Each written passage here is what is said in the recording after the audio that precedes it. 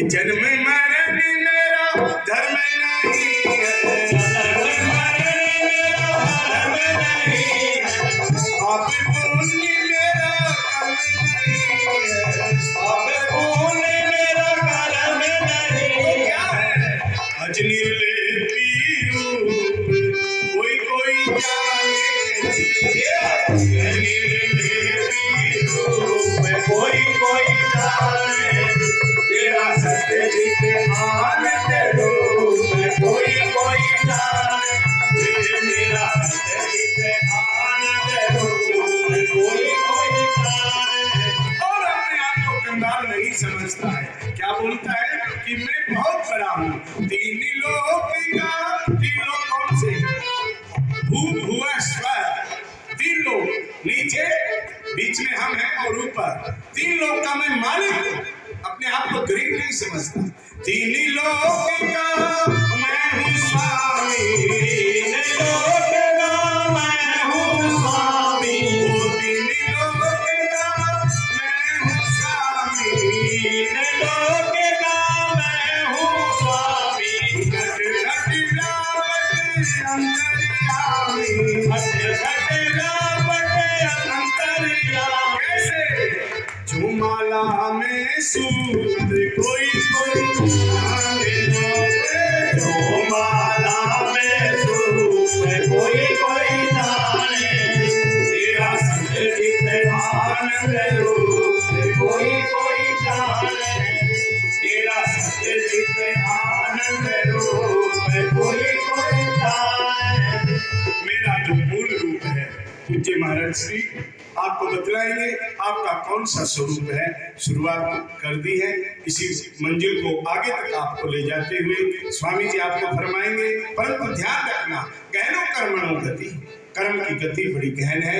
हमारे शास्त्र, हमारे उपनिषद, ऋषियों की वाणी, उनके बताए हुए मार्ग पर चलना चाहिए।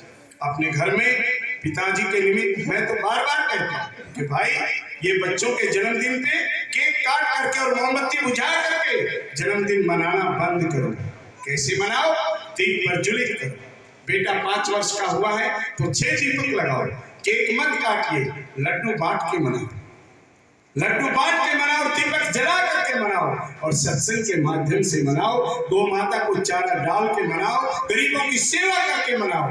तुझ में राम, मुझ में राम, सब में राम समाया है, सबसे कर लो प्रिय जगत में कोई नहीं पराया है। तुझ में राम, तुझ में राम, सब में राम समाया है, सबसे कर लो प्रिय जगत में कोई नहीं पराया। जिधर देखूं उधर तू ही, तू है सिया रामचंद्र जी। ध्यान रखना कि हम भगत कहावे बोले झूठ, तेरा कपटी लर्जे हिया नहीं, भिक्षु खड़ा रहे दर पे, तूने टूक तलक भी दिया नहीं, कोई भी सुक्रम किया नहीं, पाप खेप भर के चाला और लिए भोग जिसे कर के चाला। कई सत्संग कुसंग मन भावे, धक्का फेल नहीं है और भक्ति का करना फेल नहीं है। सूरवीरों का काम है ये, काई का ये काम नहीं है।